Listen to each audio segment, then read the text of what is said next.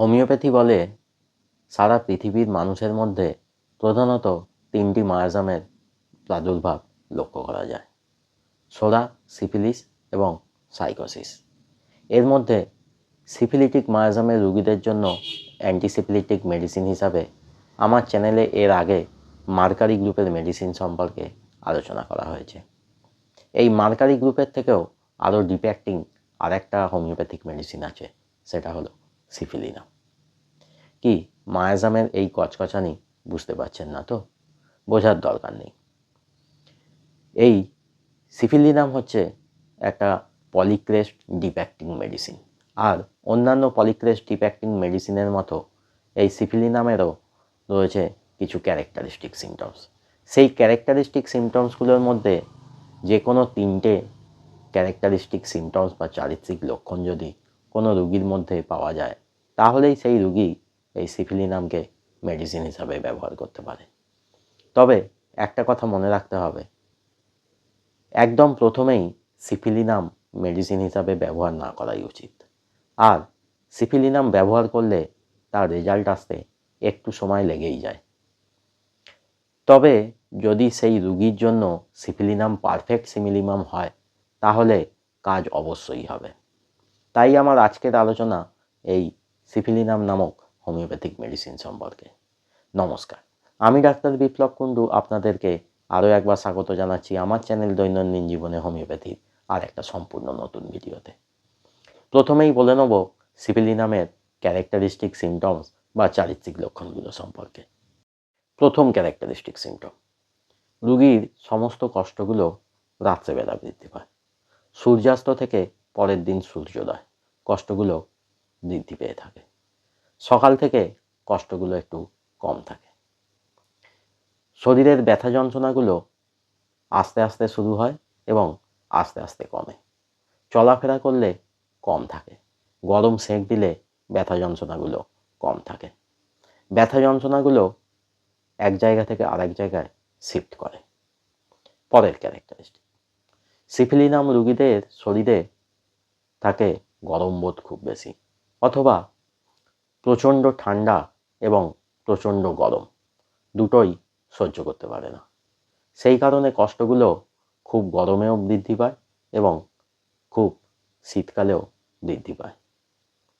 পরের characteristic symptom: syphilinum রোগীদের ডিসচার্জগুলো, যেমন মুখের লালা, ঘাম, প্রস্রাব, পায়খানা বা কোনো আলসার বা ঘা হলে তা থেকে যে রস বেরোয়, সেগুলোতে থাকে প্রচণ্ড দুর্গন্ধ। পরের ক্যারেক্টারিস্টিক সিমটম: সিফিলিনাম রোগীরা তিনটে ময়ে আসক্ত হয়। প্রথম মাংস খেতে প্রচণ্ড পছন্দ করে। দ্বিতীয় মদ্যপানে থাকে তীব্র আসক্তি। আর তৃতীয় মহিলাদের প্রতি থাকে প্রচণ্ড আকর্ষণ। সিফিলিনাম রোগীদের অতীতে এই ধরনের হিস্ট্রি পাওয়া যেতে পারে, অথবা সেই রোগীর ফ্যামিলিতে এরকম হিস্ট্রি পাওয়া যেতে পারে, যা জিনের মাধ্যমে পূর্বপুরুষ থেকে সেই রোগীর মধ্যে আসে। পরের ক্যারেক্টারিস্টিক সিমটম: জিভে ঘা হয়ে থাকে। জিভ এবং ঠোঁটের কোণা ক্র্যাকড হয়ে থাকে।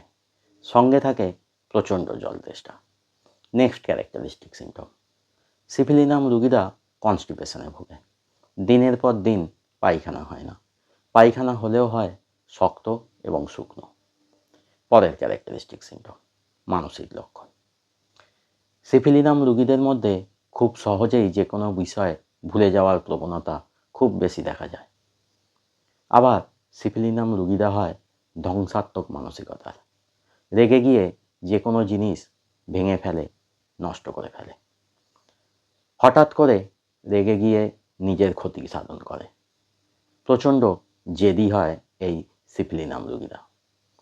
পরের ক্যারেক্টারিস্টিক সিমটম: সিফিলিনাম রোগীদের মধ্যে সহজেই ঠান্ডা লাগার ধাত দেখা যায়। সহজেই আলসার বা ঘা হবার প্রবণতা থাকে। বারবার অ্যাবরশন হবার হিস্ট্রি পাওয়া যায় সিফিলিনাম রোগীদের মধ্যে। জন্মগত বিকৃতিও থাকতে পারে এই সিফিলিনাম রোগীদের মধ্যে। এখানে একটা কথা বলে রাখি, কারোর অতীতে বা তার ফ্যামিলিতে সিফিলিস হওয়ার হিস্ট্রি থাকলেই সিফিলিনাম খেয়ে নেওয়া যায় না।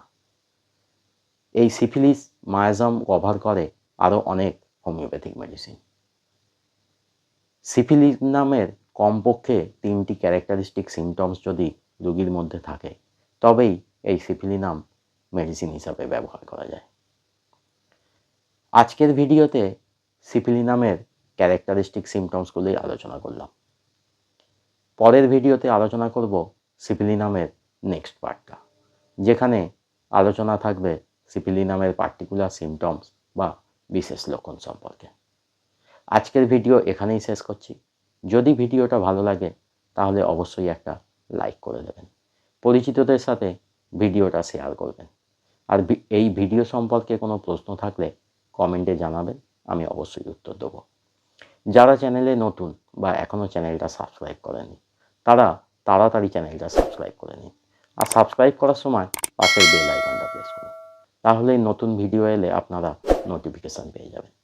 সঙ্গে থাকবেন, ভালো থাকবেন, হোমিওপ্যাথির মাধ্যমে সুস্থ থাকবেন। আবার দেখা হবে আর একটা নতুন ভিডিওতে।